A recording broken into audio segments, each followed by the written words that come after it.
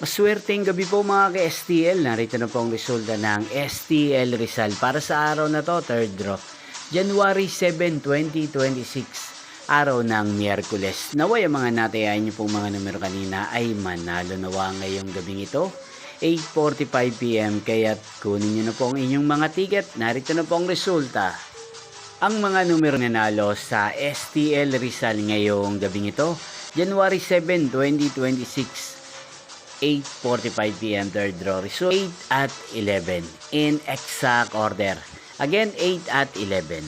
At ngayong gabing ito sa STL Rizal, atin pong i-shoutout ang lagi din pong nanonood sa channel na to, si Kuya Wendell ng Rizal.